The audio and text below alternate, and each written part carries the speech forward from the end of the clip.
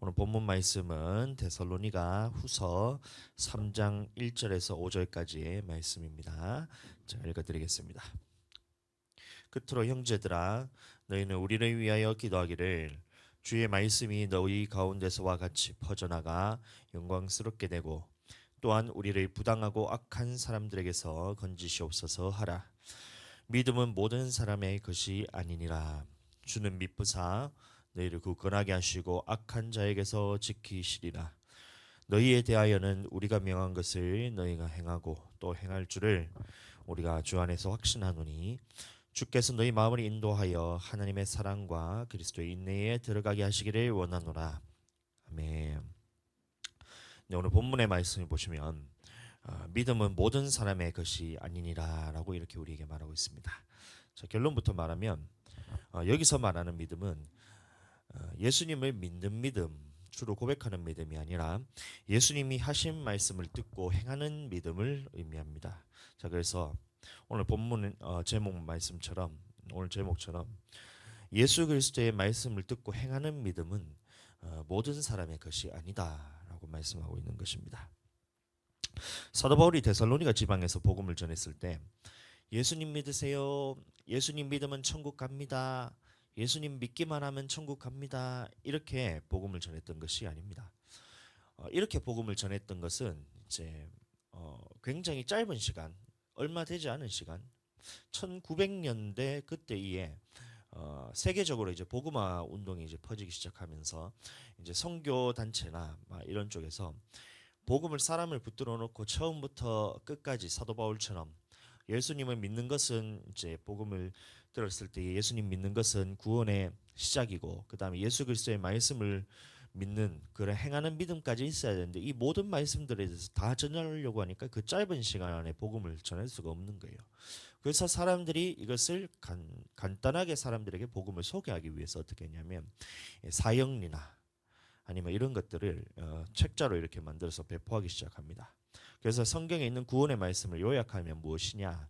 원래 하나님께서 사람을 창조로 했는데 사람이 타락을 했고 죄를 지음으로 인해서 하나님과 관계가 멀어졌는데 이 죄의 문제를 해결하기 위해서 예수님께서 십자가에 달려 돌아가셨다.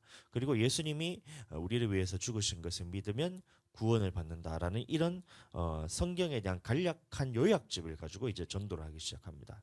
이것이 19세기 그다음에 20세기, 21세기까지 오면서 이것이 이 복음의 메시지가 그것밖에 없다라는 것처럼 이제 마치 오해가 되어서 사람들에게는 예수님을 믿으면 구원을 받습니다 했을 때는 그 믿음에 대한 부분에 있어서 이 사형리에서 말하는 것처럼 예수님께서 나의 죄를 위해서 죽으시고 나의 모든 죄를 담당하시고 죽었다는 것을 믿기만 하면 구원받는다라는 이런 요약된 메시지만 딱 이제 복음으로 듣고 다른 부분에 있어서는 복음으로 받아들이지를 못했던 거예요. 자, 그러니까 사도 바울이 처음에 전했던 복음에는 예수님 믿으세요, 천국 갑니다. 예수님 믿으면 천국 갑니다.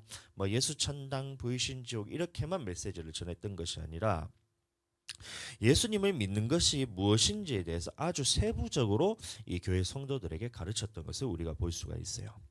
자, 그래서 예수님을 믿으면 천국 갑니까 했을 때 이 말씀에 대해서 그 명제에 대해서는 틀린 말은 아니에요. 우리는 예수님을 믿음으로 통해서만 천국을 갈 수가 있습니다. 그런데 그 예수님을 믿는다는 이 개념이 입술로 주로 고백만 한다고 해서 천국 가느냐 이렇게 물어봤을 때는 그것은 틀렸다고 우리가 얘기를 할 수 있어야 돼요.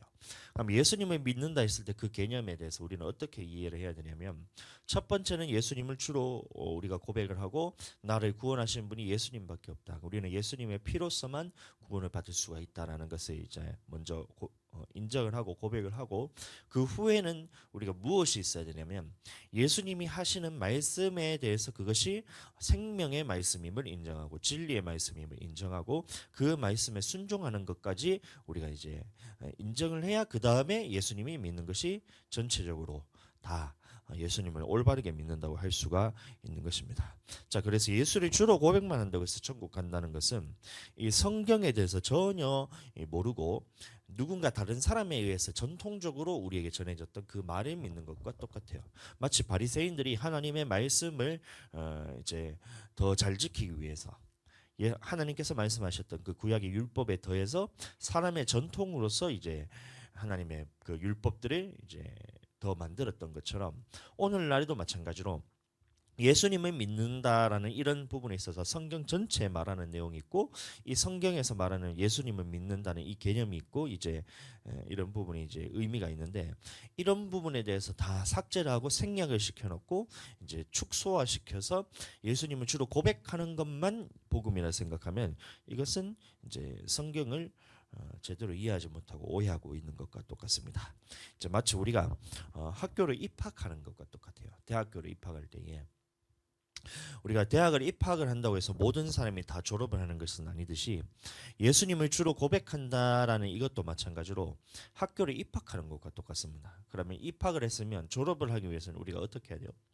출석 일수도 채워야 되고 그다음에 시험을 쳐서 시험도 통과를 해야 되고 그다음에 과제물 그다음에 졸업 이제 작품이나 졸업 논문 같은 거를 써서 졸업의 조건이 있다는 겁니다. 그런 것처럼 우리도 예수님을 믿는다는 것은 뭐냐면 자격 없는 우리가 천국으로 갈 수 있는 이런 길이 열렸다는 것인데 입학하는 것과 똑같아요. 그러면 졸업을 하기 위해서는 어떻게 해야 되냐면 학교에서 말하는 것처럼 이제 졸업의 조건이 있듯이 예수님을 믿는 우리에게도 이 졸업의 조건이 있다는 것인데 이것을 사도 바울은 뭐라 말하고 있냐면 예수 믿는 도라고 말하고 있는 겁니다. 그러니까 예수님을 믿는 우리는 이 사도 바울이 말하는 것처럼 예수님을 믿는 도가 무엇인지를 깨달아서 이 부분에 대해서 정확한 이해와 이런 하나님의 말씀에 대해서 행하는 믿음까지 있어야 우리가 졸업을 할 수 있는 것인데 많은 사람들이 이제 예수님을 믿으면 나는 천국 간다는 것을 보증받는 것처럼 마치 입학을 하면 마치 내가 졸업한 것과 똑같다라는 이런 생각을 가지는 것처럼 그렇게 예수님을 믿고 있어요. 자, 그럼 이 예수님 믿는 도가 무엇이냐? 사도행전 24장 24절 말씀 제가 읽어드리겠습니다. 수일 후에 벨릭스가 그 아내 유대 여자 드루실라와 함께 와서 바울을 불러 그리스도 예수 믿는 도를 듣거늘 바울이 의와 절제와 장차오는 심판을 강론하니 이래 말하고 있어요. 여기서 말하는 사도 바울이 말하는 예수 믿는 도는 무엇이냐면 의가 있고 그다음에 절제가 있고 그다음에 장차오는 심판이 있다는데 이 장차오는 심판은 무엇이냐면 이 의를 행하는 것과 절제를 행하는 이 부분에 대해서 우리가 살아가면서 행하는 그 믿음에 따라서 우리가 심판을 받게 된다라는 것이 사도 바울이 말하고 있는 이 예수 믿는 도라는 거예요. 자, 그러니까 의라는 말은 무엇이냐면 하나님께서 하라 하신 것들, 하라 말씀하신 것들. 그러니까 우리는 겉으로만 율법을 지키는 것이 아니라 예수님이 말씀하신 대로 완성된 율법을 지키는 것을 의미합니다. 구약에서는 우리가 이제 겉의 법만 지켰으면 되었지만 신약에 와서는 예수님께서 우리에게 완성시키신 법을 주셨는데 그것이 예수님 믿는 도 중에서 의와 절제에 관한 부분이라는 것입니다. 그래서 마태복음 5장부터 7장까지 말씀 보시면 조금 더 구체적으로 제가 말씀드리겠습니다. 예수님이 완성시키신 법이 나오는데 이 옛사람에게 말한 바라고 예수님이 말씀하시고 이것은 이제 모세를 통해서 우리에게 주셨던 그런 말씀들입니다. 어떤 말씀이냐면 겉의 법을 지키는 이 율법을 의미합니다.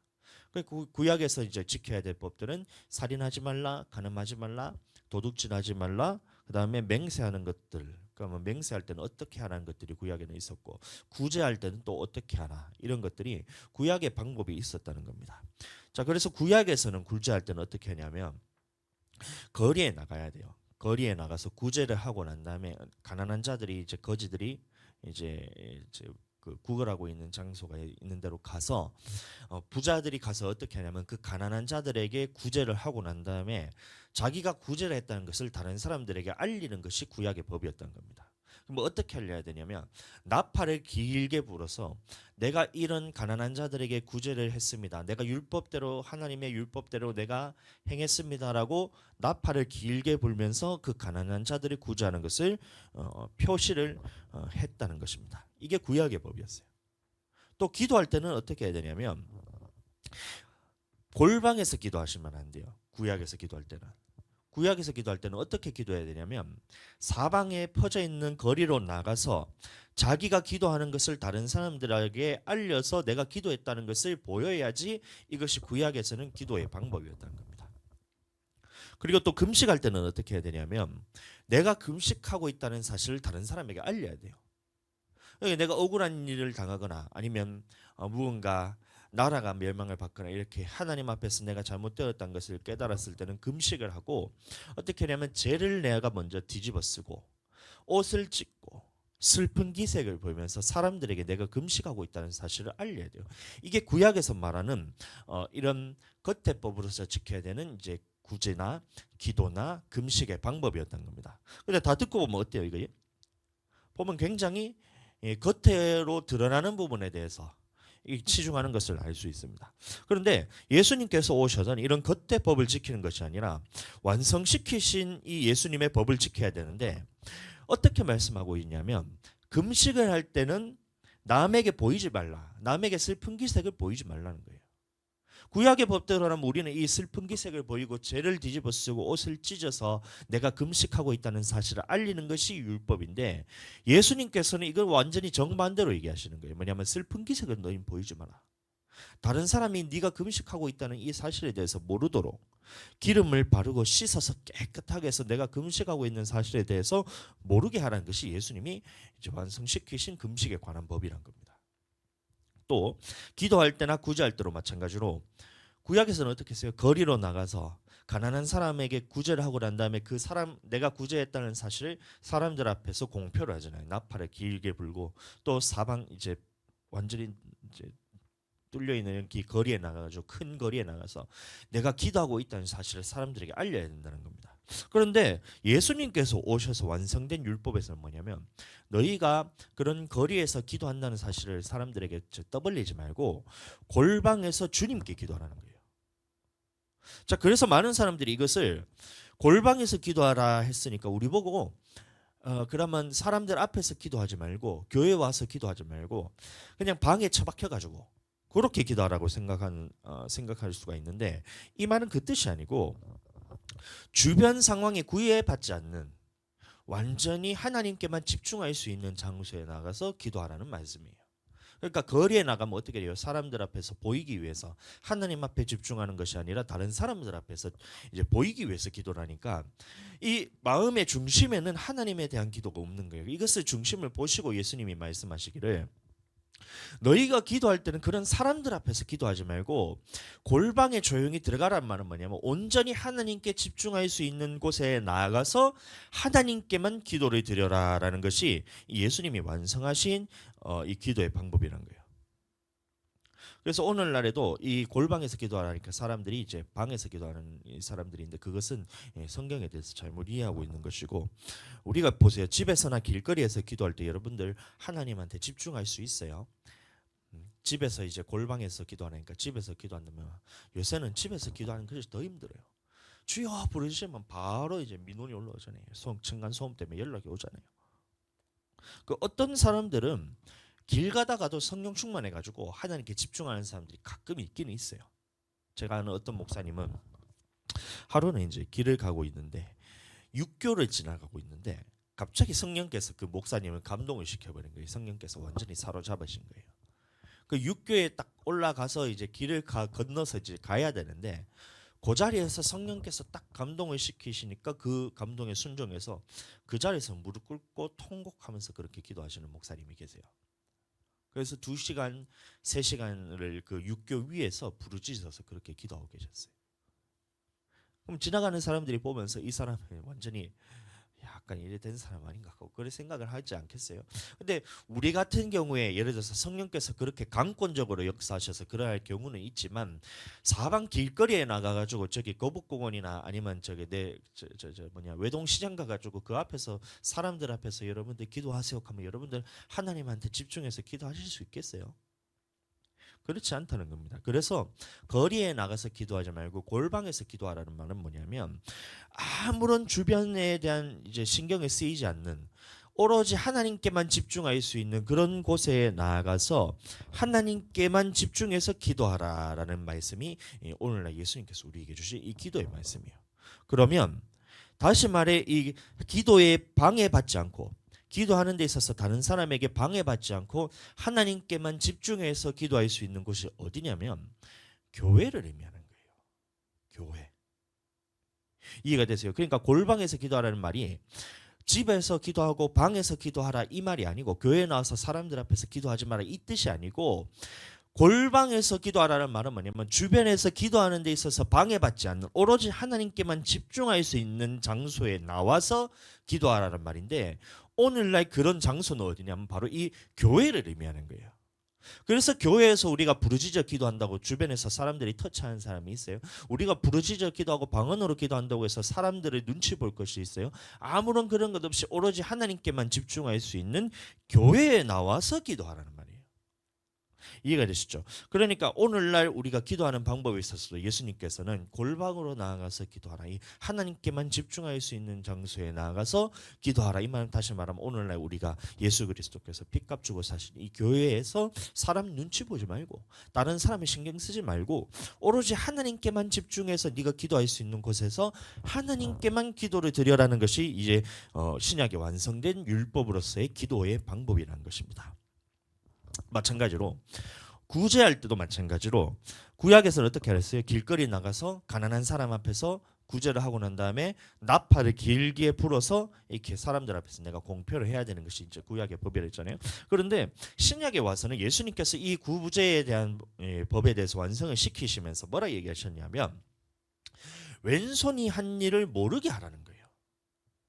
그러니까 사람들이 이 왼손을 한 일을 모르게 한다. 그래서 구제할 때 나도 모르게 구제를 해야 된다. 이렇게 생각하는 겁니다. 그래서 이건 뭔가 꽁트 같은 거예요. 꽁트 같은 거. 시트콤 같은 데 보면 이제 굉장히 우스꽝스러운 그런 장면인데, 구제할 때 왼손이 한 일을 오른손이 모르게 하라 하면 여러분들 그러면 어떻게 하세요?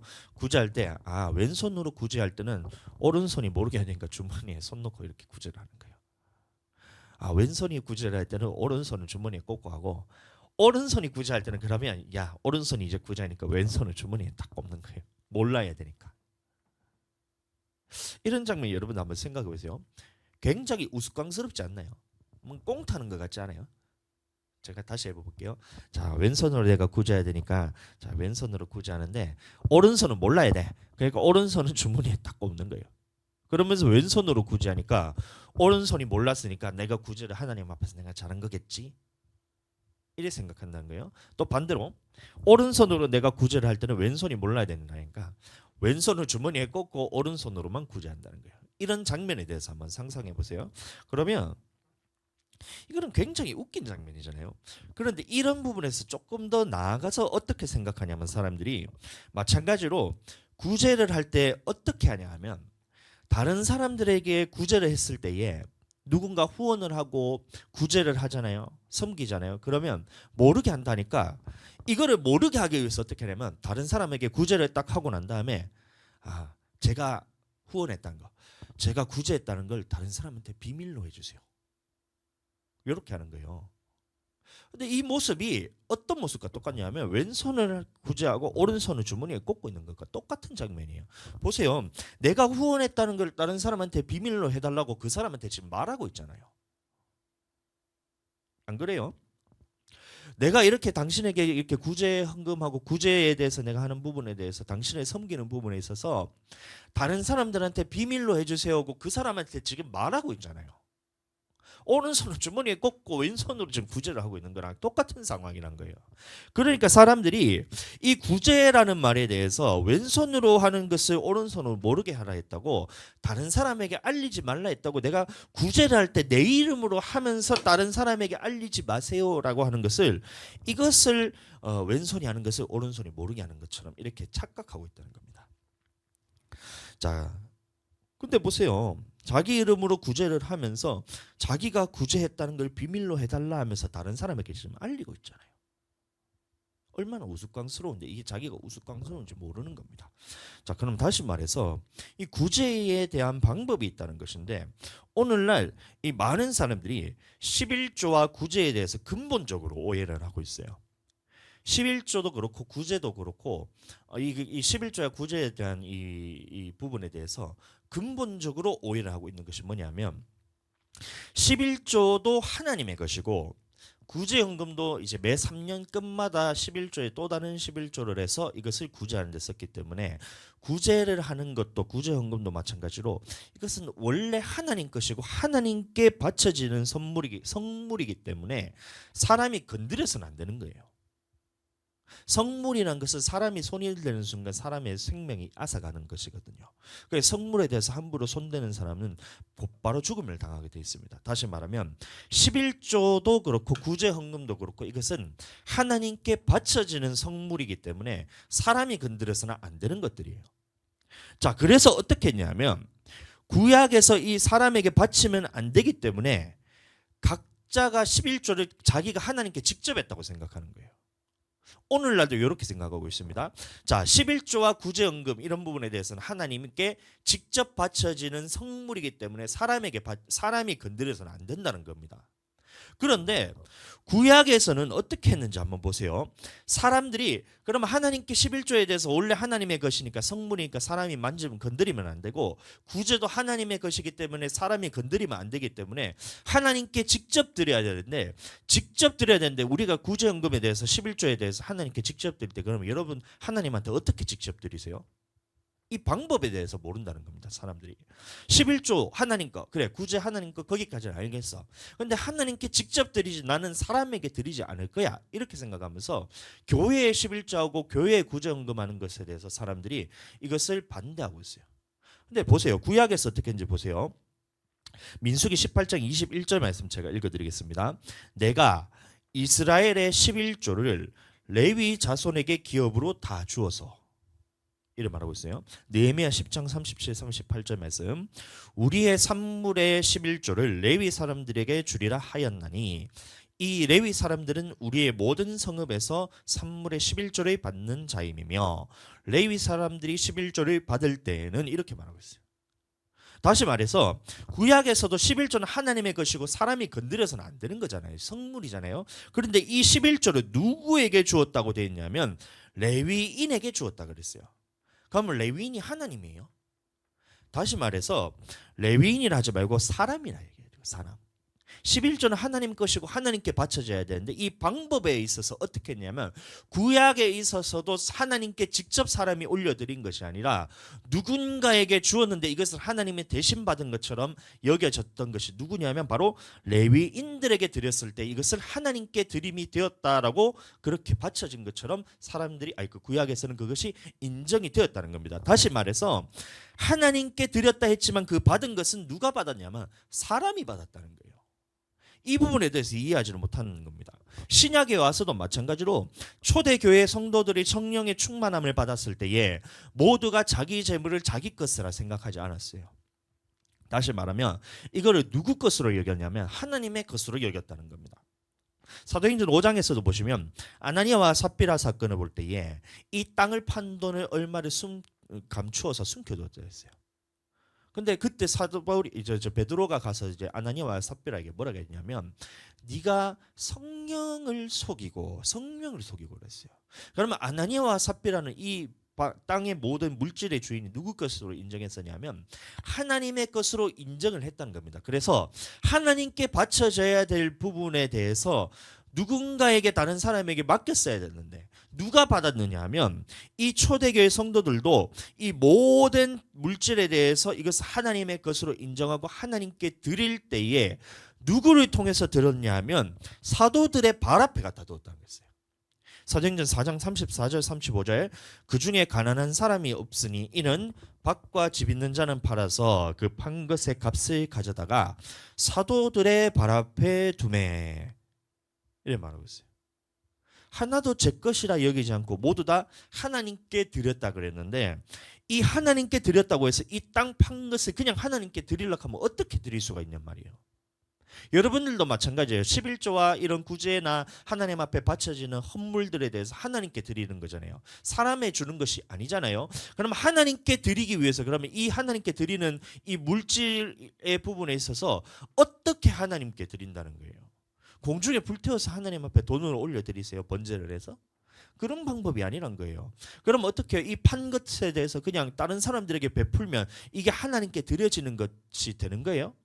안 된다는 거예요. 자기 이름으로 이것을 11조나 구정금을 교회에 하지 않고 가난한 사람들을 자꾸 도와주라는데, 가난한 사람을 도와주는 순간 네 이름이 거기 들어가게 된다는 거예요.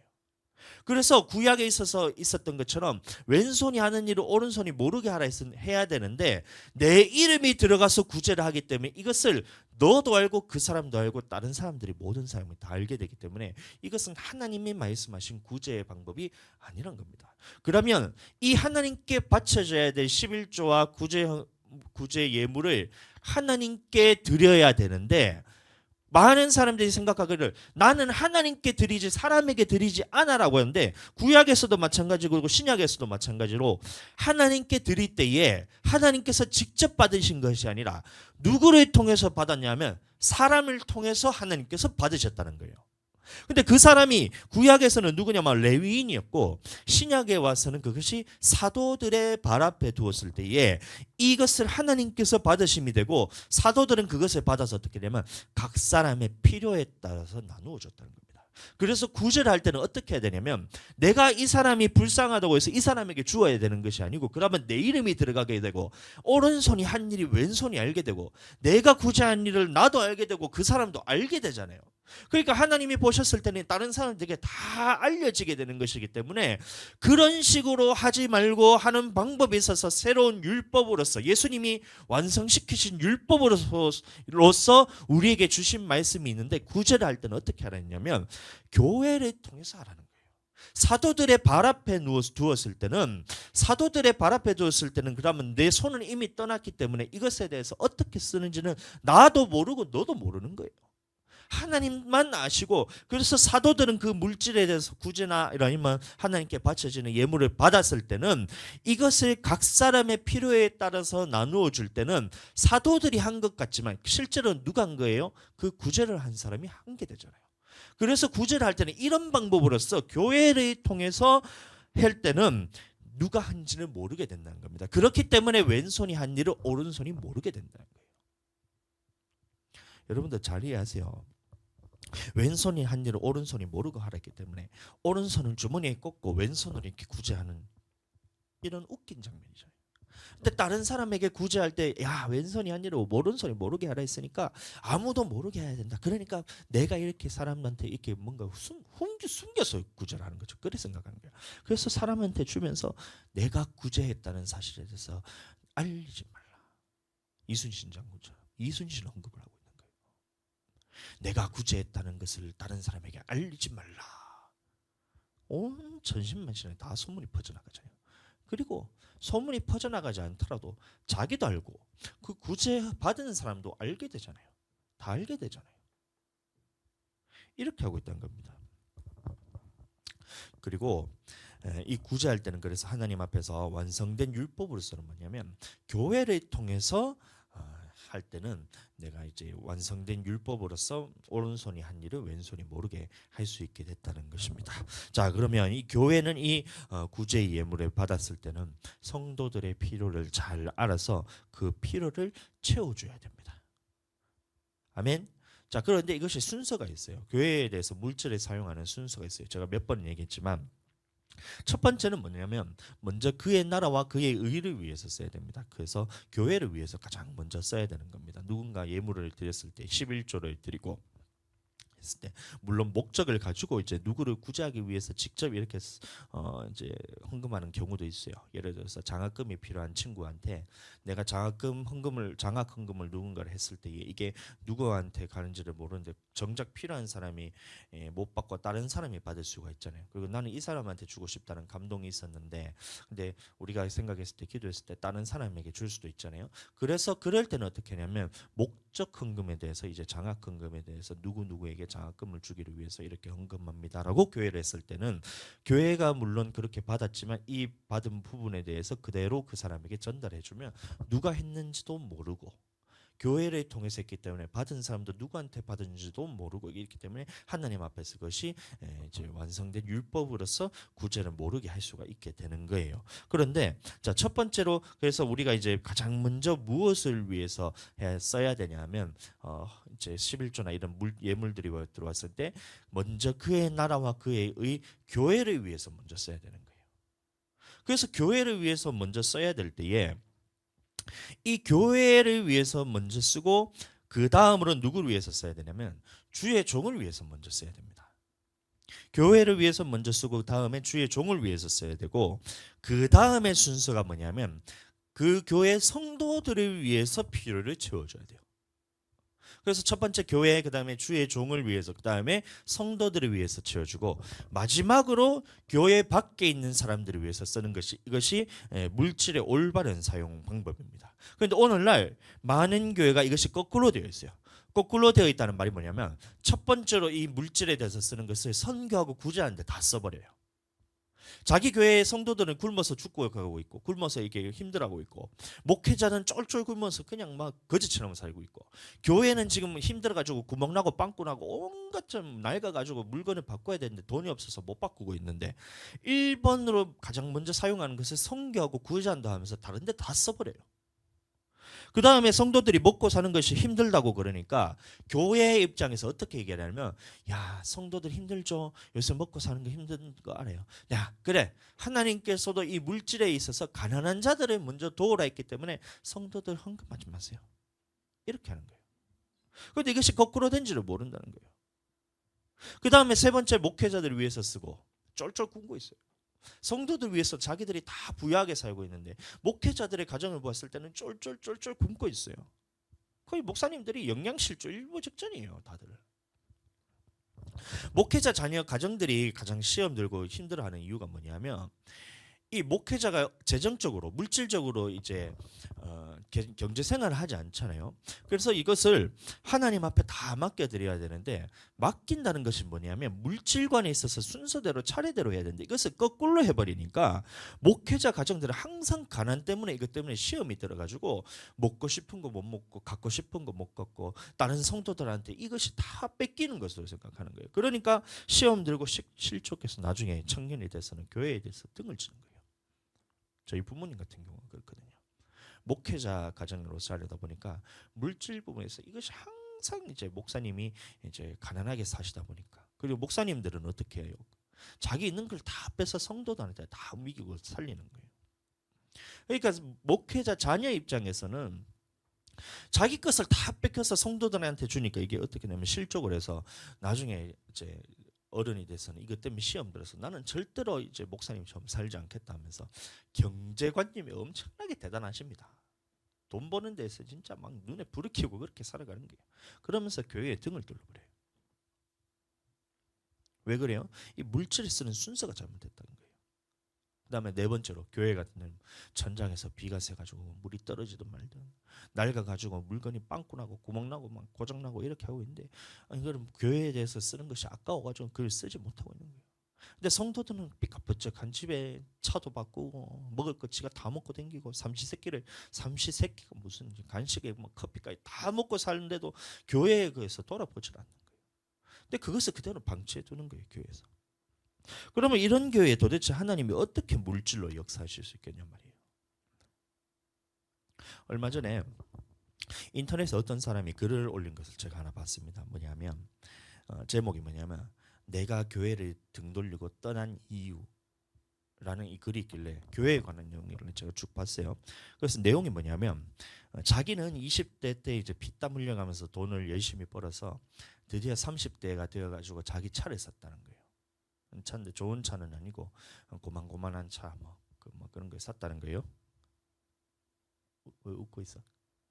아니 차를 샀던 거예요. 그런데 자기가 그렇게 피땀 흘려서 차를 샀는데 얼마 지나서 목사님 아들이 차를 끌고 나타났는데 자기 차보다 훨씬 좋은 차를 타고 나타났다는 거예요. 그래서 자기 생각에는 분명 누군가 성도가 이 목사님의 아들내미인가 딸내미인가 잘 모르겠는데 목사님의 자녀를 위해서 차를 사줬을 것이다라고 이러면서 상대적 박탈감을 느끼면서 내가 교회를 등을 돌렸다 이렇게 이제 글을 올렸더라고요. 그랬었는데 많은 사람들이 그거에 대해서 공감을 하고 좋아요를 다 누르고 있었어요. 좋습니다. 그렇게 생각할 수 있어요. 상대적 박탈감이 들 수도 있고 그렇게 믿지 않는 사람들은 당연히 그렇게 생각을 할 수가 있습니다. 그런데 우리 믿는 자들이 이것을 조금 더 깊이 있게 정확하게 들여다볼 줄을 알아야 돼요. 거꾸로 한번 생각해 보셔야 됩니다. 이 자녀가 차를 운전할 수 있는 나이라면 적어도 20년이에요. 많으면 30년, 비슷한 또래라면 30년쯤 되었겠죠. 그러면 목회자 입장에서는 이 20년, 30년이라는 시간을 자기 밥벌이도 포기해가면서 생업을 포기해가면서 교회를 세워왔다는 얘기예요. 그렇죠? 성도들의 영혼을 위해서 기도하고 밤낮 말씀을 가지고 이 성도들을 먹이고, 그리고 성도들이 그렇게 헌신할 정도면 성도들이 그 은혜를 받을 만큼 능력 있고 은혜를 단단히 끼쳤다라는 이런 결론이 나옵니다. 그래서 그 성도 중에 한 사람이 그 은혜에 감격해서 이 목사님 아들이지만 실제로는 이게 누구에게 주는 거냐면 목사님에 대한 보답으로서 주는 거예요. 그렇죠? 그렇다면 이 성도는 어떻게 이 받은 은혜에 감사해서 이것을 어떻게 갚을 수 있을까라는 이런 고민에서부터 출발해서 목사님에게 차를 사주려고 봤더니만 목사님은 차가 있어요. 그런데 목사님의 자녀가 차가 없어요. 그래서 차를 한 대 사줬어요. 그러면 이거는 감사한 일 아니에요? 거꾸로 생각을 해보셔야 된다는 겁니다. 목회자 가정은 일을 해서 돈을 버는 이런 가정이 아닙니다. 이 자녀에게 경제적으로 무언가 해줄 수 있는 집안이 아니에요. 목회자 가정은. 그래서 항상 이 자녀를 위해서 하는 기도가 뭐냐면 내가 채울 수 없는 이런 물질적인 부분에 있어서 하나님께서 채워주시옵소서. 이게 항상 기도 제목이에요. 여러분들 그렇죠? 사모님 그렇죠? 물질적으로나 이런 내가 채워줄 수 없는 부분에서 주님께서 채워주시옵소서라는 이런 기도 제목이 항상 우리가 이제 자녀를 위해서 하는 거예요. 그러면 누군가 성도 중에서 누군가를 통해서 하나님께서 주셨다는 겁니다. 그러면 이것이 감사해야 될 일 아니에요? 또 보세요. 자기가 사줬어요. 자기가 사준 게 아니에요. 자기가 어떤 성도가 그 목사님의 가정을 위해서 차를 하나 사줬는데 자기가 1원 한 푼이라도 보태준 거 있어요? 하나도 보태준 게 없어요. 그런데 시험 드는 이유가 뭐냐면 자기보다 좋은 차를 타서 그게 시험이 들었다는 거예요. 그게 시험 받을 일이에요. 냉정하게 생각해 봐야 됩니다. 이거는 주는 사람에 대한 성의를 무시하는 것과 똑같아요. 만약 제가 그 차를 선물했던 성도라면 저라면 그 마음에 어떤 마음이 있었다면 마음이 어떤 마음이 들어서 그 한 차량을 선물해 줬을까라고 제가 생각을 해보면 이 목회자한테 드리는 것이 하나님한테 드리는 것 똑같다는 생각이 들었을 것 같아요. 그리고 할 수 있는 한 최고의 것 최선을 다해서 귀한 것을 드리고 싶지 허름한 것 낡은 것 드리고 싶지 않을 것 같아요. 여러분들 안 그러세요? 하나님께 드리는 것이고 목사님한테 드리는 건데 남이 쓰던 것 주면 그 목사님이 기뻐하실까요? 저라면 안 기뻐할 것 같아요.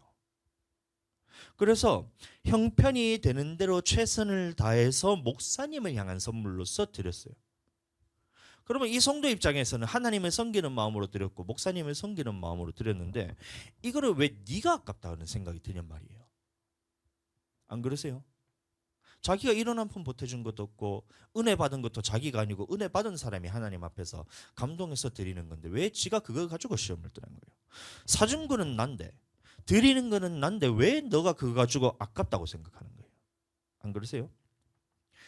왜 너는 하나도 드리지 않으면서 남이 드리는 것까지 아깝다고 생각이 드냔 말이에요.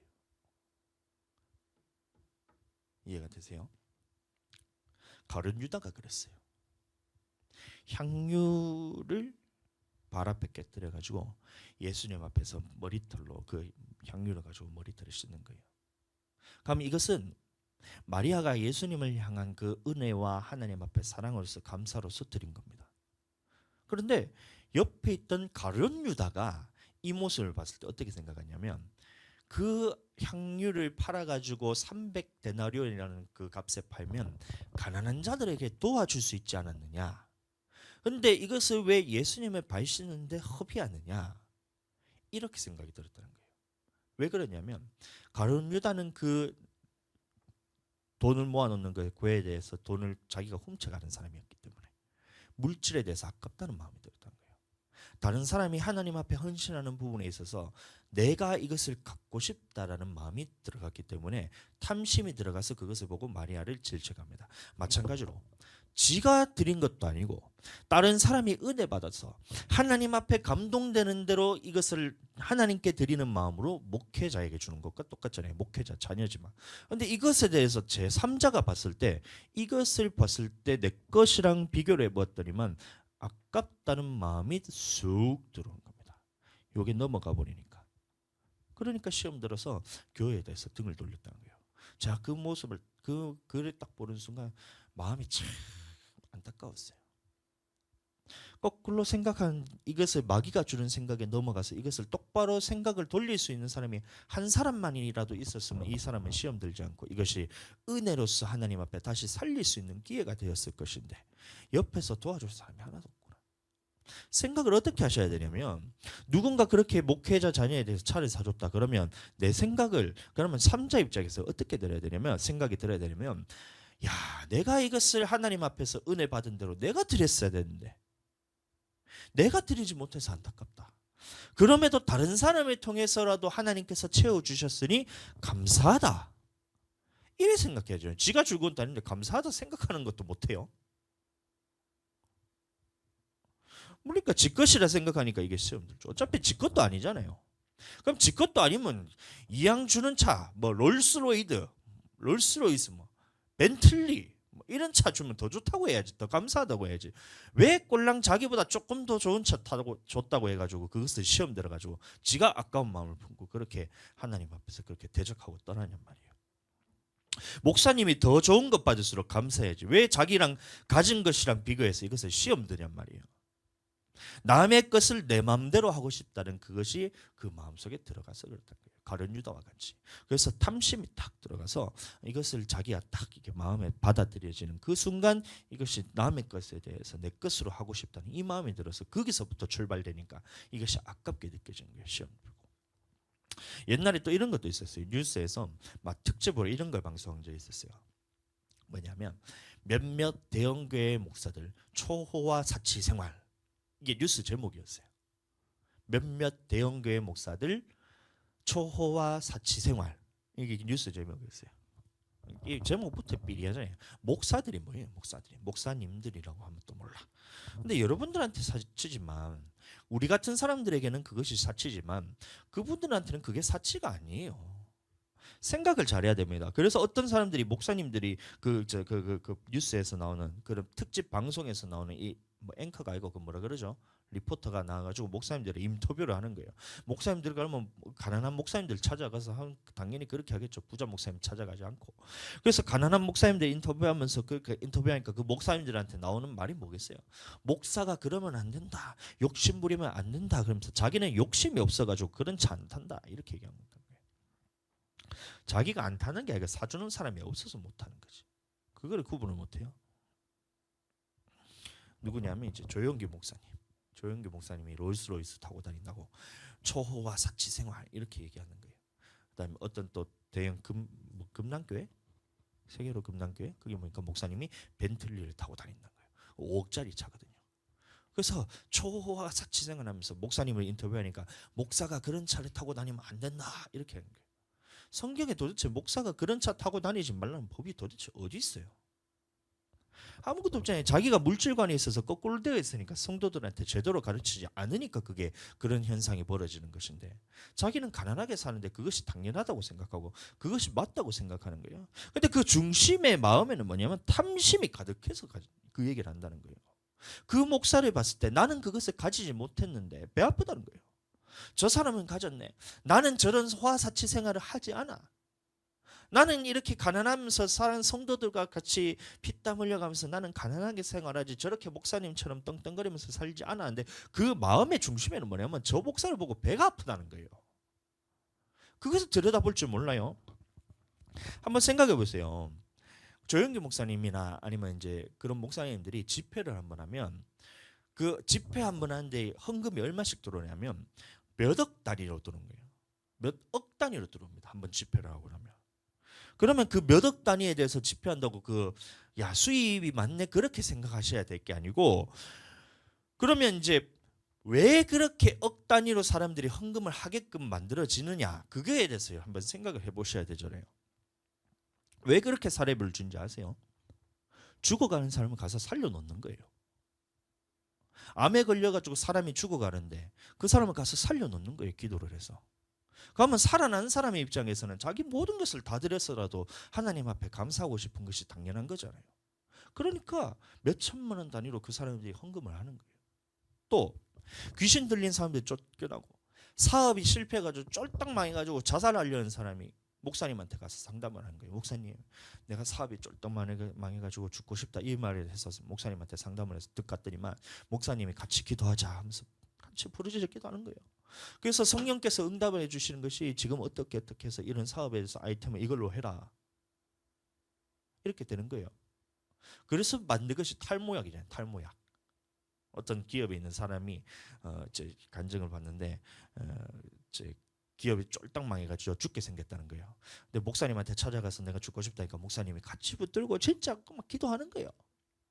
부르짖어 막 기도하니까 목사님이 갑자기 이런 이야기에서 이런 제약회사니까 이런 제품을 하나 만들어봐라. 그래서 이 제품을 가지고 시판을 해라 라고 했는데 그 사장이 너무 놀란 거예요. 이런 거 아무도 안 하는데요. 전 세계적으로 이렇게 하는 사람이 아무도 없는데요. 하는데 성령께서 그렇게 했다, 그렇게 해봐라, 이렇게 된 거예요. 그래서 그 사람이 연구를 해서 만들어냈던 것이 뭐냐면 탈모약이었다. 탈모약. 요새 탈모약 이거 있을 때 요새는 너무 시중화가 많이 되어 있으니까 이게 별로 이제 변변치 않아 보이잖아요. 근데 그 당시 탈모를 치료할 수 있다는 이 약품이 있다는 그거에 대해서는 전 세계적으로 이것이 완전히 그냥 신 소재 발견한 것과 똑같은 막 산업혁명과 같은 그런 일이 막 일어난 거예요. 그러니까 이 사람이 기업이 막 몇억 단위가 아니면 몇십억, 몇백억 단위로 기업이 막 성장하는 거예요. 누구 때문에 그랬어요? 목사님이 이런 거 제품 만들어가서 한번 시연해보고 시판해봐라 라는 이 말 듣고 순종했더니만 그것이 쫄딱 망해가지고 자살하려는 기업이 이렇게 살아나가지고 몇백억짜리 막 거의 1조 단위 몇천억짜리 그 기업이 된 거예요. 그럼 몇천억짜리 기업으로서 하나님이 성장시켜줬는데 몇 억이 그게 뭐가 문제가 되겠냔 말이에요. 벤틀리 사주는 게 뭐가 문제가 되겠냔 말이에요.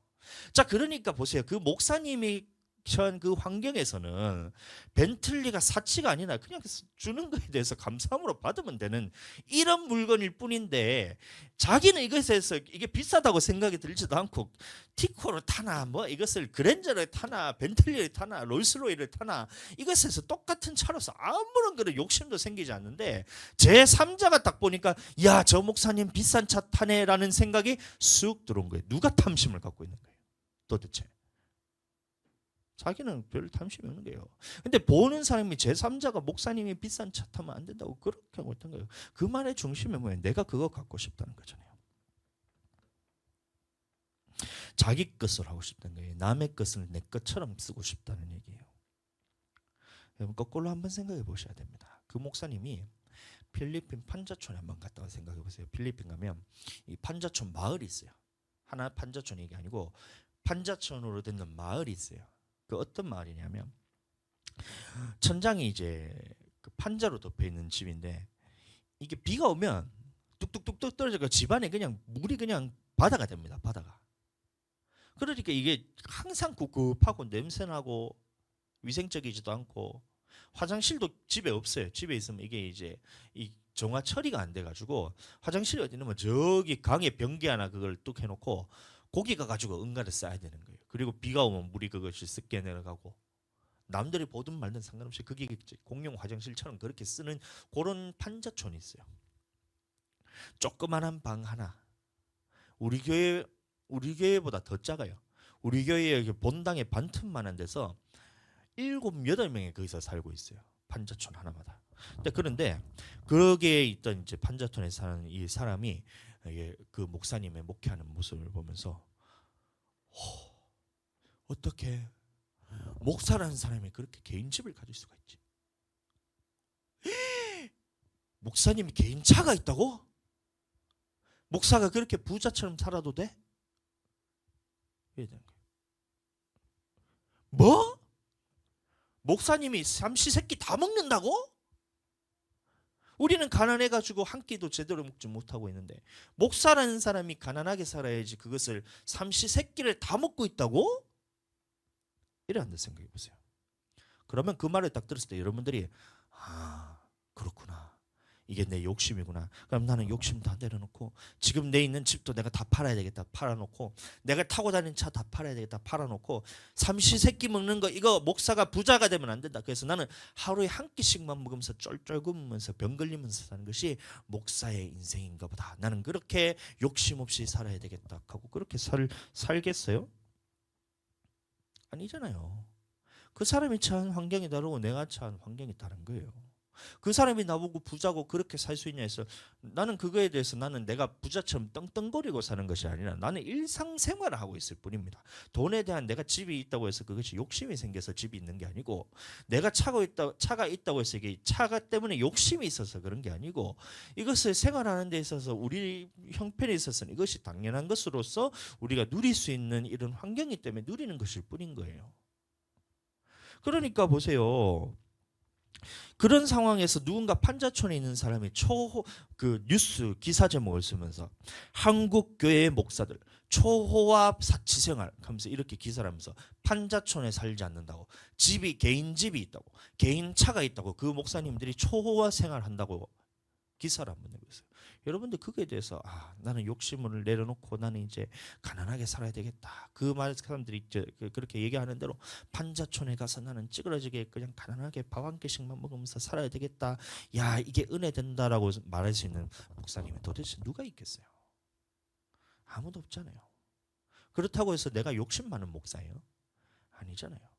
환경에 있어서 처한 환경에서 내가 누린다기보다야 이것은 주어진 환경에서 감사함으로써 사는 뿐이잖아요. 마찬가지로 그 목사님들의 환경에서는 그게 그냥 감사함으로써 누리면서 사는 것뿐이에요. 내가 이 죽어가는 사업을 일으켜가지고 1000억 단위로 이렇게 성장을 해놨는데 그 사람의 입장에서는 벤틀리 10억 100억이 그냥 교회에 헌금하는 거 이 부분에 대해서 자기도 그거에 대해서 애기들 과자 하나 사주는 느낌으로서 목사님한테 헌금하는 돈이 이만큼 될 뿐이에요. 그 목사님도 마찬가지로 물질에 대해서 관리할 수 있는 능력이 벤틀리를 준다 하더라도 이것이 사치로 느껴지는 것이잖아요. 일상생활하는 데서 내한테 주어지는 환경에서 감사함으로 쓸 뿐인데 그것을 제3자가 와가지고 목사님들 초호화 사치 생활한다고 해서 그것에 대해서 목사님이 그거를 꿈쩍하면서 나는 가난하게 살아야 되겠다. 벤틀리 팔고 롤스로이스 팔고 나는 티코 타고 다녀야 되겠다. 이러면 그것은 바보 멍청이죠. 도대체 누가 탐심을 가지고 있냔 말이에요. 물질의 많고 적음으로 부자와 가난한 자로 나뉘는 것이 이것은 구약의 법이에요. 근데 신약에 와서 예수님이 완성시키신 법은 뭐냐면 마음에 있는 탐심까지 다 버리고 내 속의 것을 주인을 물질의 주인 하나님의 것으로 인정하면서 사는 것이 이게 이제 신약에 와서 이제 물질관이라는 것입니다. 그래서 이 주어진 물질에서 첫 번째 교회에 대해서 헌금하고 그래서 여의도 순복음교회 헌금을 보잖아요. 목사님이 제일 많이 하세요. 목사님이 11조가 얼마 되냐면 한 달에 900만 원 정도 11조를 900만 원 정도 한다 하더라고요. 한 달에. 진짜 많이 받네. 그러면 이제 한 달에 이제 자기가 받는 사례비뿐만이 아니라 다른 사람들이 주는 이런 부분들에 대해서 한 1억 정도를 한 달에 받는다라고 이제 계산이 나오잖아요. 근데 그 목사님은 그 1억에 대해서 자기 먹을 것들 그다음에 입을 것들 외에는 다 교회에다 헌금을 하세요. 그럼 한 달에 1억씩 헌금하시는 여러분들 중에 그런 분들이 계세요. 자기는 꼴랑 100만 원 헌금하면 힘들어가지고 부들부들 떨면서 그렇게 하고 있는데 그럼 모든 것을 다 들여서 하나님 앞에 비록 한 달에 수업이 1억이라는 것이 수입이 있지만 그것을 다 하나님께 다시 드리면 그러면 누가 도대체 가난한 자고 누가 도대체 부자예요? 목사님이 지금 가난한 자잖아요. 자기는 100만 원 가지고 자기 것이라 생각하면서 그렇게 살고 있으면 지가 부자잖아요. 그러니까 신약에 와서는 물질의 주인이 하나님이라는 것을 인정하는 것이 우리에게 주어진 율법이고 이 말씀을 믿음으로 받아들이는 사람들은 목사님이 좋은 차 타고 다니는 좋은 집에 살는 그거 별로 아무도 신경을 안 씁니다. 저도 하나도 배가 아프지 않아요. 목사님들 좋은 차 타고 다니면 더 좋은 차 타고 다니면 좋겠어. 나는 윤석천 목사님 같은 경우에는 얼마나 검소하게 사시는지 모릅니다. 그분의 능력이라면 국가에서 개인 전용기를 하나 줘도 이제 부족할 만큼 난 그렇게 생각하고 있거든요. 왜냐하면 IT 가면 국빈 대우를 받아요. 대통령이 나와 직접 맞이해가지고 이렇게 사람을 맞이하잖아요. 그 정도 되면 국가에서 이 개인 전용 비행기를 하나 내줘갖고 타고 다니시라고 이렇게 해줘야 되는데, 목사님이 검소하셔가지고 대한항공 타시잖아요. 대한항공 타셔서 VIP석도 갔다가, 가난한데 그 일반석으로 가라 하면 일반석으로 갔다가 그렇게 타고 다니시잖아요. 얼마나 검소한지 몰라요. 제가 봤을 때는. 그러니까 남이 그렇게 하면 나는 아무런 그런 이제 욕심이 안 생기고 관심이 없는데, 자기 속에 탐심이 있는 사람들, 구약에 있는 율법의 법으로서 부자와 가난한 자를 나눌 때 돈의 많고 적음으로서 생각하는 그 사람들은, 저 사람들을 볼 때에 내가 갖고 싶다는 생각이 들면서 탐심이 쑥 들어오게 됩니다. 그리고 탐심은 성경에서 말한 것처럼 우상 숭배인데, 교회가 잘 될 때마다 여러분들 감사함이 일어나는 것이 예수님의 완성된 법을 따르는 것이에요. 마찬가지로 주의 종의 가정이 잘 되는 것을 볼 때마다 감사가 일어나는 것이 여러분들 이게 정상적인 믿음입니다. 또 성도들이 잘 되는 것을 볼 때마다 내가 잘 된 것 같이 기뻐함이 올라오는 것이, 이것이 정상적인 신앙생활이고, 순서에 있어서도 보세요. 교회는 어려운데 목사가 잘 먹고 잘 산다? 이거는 거꾸로 된 거예요. 교회가 어려운데 목사가 잘 먹고 잘 살다, 이거는 거꾸로예요. 또 교회랑 목사님의 가정이 지금 어려운데 성도들이 아무렇지도 않다, 이것도 지금 물질의 주인이 잘못되어 있다는 겁니다. 그리고 교회 성도들이 어려운데, 교회 성도들과 지금 교회와 목회자 가정이 지금 어려운데 이 돈을 가지고 구제하고 선교한다, 이것도 물질의 순서가 지금 잘못되고 있다는 거예요. 오늘날 많은 교회들이 그렇게 하고 있어요. 그러나 우리 교회는 그렇지 않습니다. 첫 번째, 가장 먼저 교회를 위해서 먼저 쓰고, 두 번째 주의 종의 가정을 위해서 우리가 쓰고, 그 다음에 성도들의 필요를 채우는데도 이게 넘치고 흐르니까 성도들의 필요도 지금 각자 다 채워서 지금 우리 교회에서 하고 있잖아요. 그리고 남은 돈으로 우리가 선교하고 구제를 하고 있는데, 선교 구제까지 할 수 있을 만큼 우리가 지금 물질적으로 교회가 어렵지가 않아요. 개척 교회임에도 불구하고. 그래서 우리가 지금 교회를 차를 지금 좋은 걸 살까 말까 이러고 있는, 그 정도로 물질에 대해서 하나님께서 우리에게 부어주신 이유가 뭐냐면, 신약에서 완성시키신 예수님의 물질관에 대해서 우리가 그것을 믿음으로 받아들이고 그 믿음대로 행하고 있기 때문에 그 믿음 따라 하나님께서 부어주고 계시다는 것입니다. 아멘. 자, 그런데 오늘 본문의 말씀 뭐라 했어요? 믿음은 모든 사람의 것이 아닙니다. 행하는 믿음은 모든 사람의 것이 아니란 거예요. 다시 말해서 이 말씀 부분에 있어서, 물질관에 있어서 예수님의 완성시키신 물질관은 돈의 만큼의 많고 적음으로써 부자가 아니다. 어떻게 이것을 물질을 하나님의 주인으로, 하나님이 주인이라는 것을 인정하느냐에 따라서 이게 물질의 부자와 가난한 자가 나뉘게, 그것이 많고 적음이 나뉘게 되고, 그 다음에 우선순위에 있어서도 교회가 먼저, 그 다음에 주의 종을 가정을 위해서 먼저 쓰고, 그 다음에 성도들의 가정을 위해서 쓰고, 그 다음에 남는 돈으로 구제와 선교하고 이렇게 헌금하는 것이 성경적이다라는, 이것이 예수님이 우리에게 주신 말씀인데, 완성된 율법인데, 이것에 대해서 믿음으로 받아들이지 못하는 사람들이 훨씬 더 많다는 겁니다. 그리고 안다고 해서 이것이 말씀들을 행할 수 있는 사람이 많으냐? 그렇지 않다는 거예요. 이걸 안다고 해서 그것이 쉬우냐?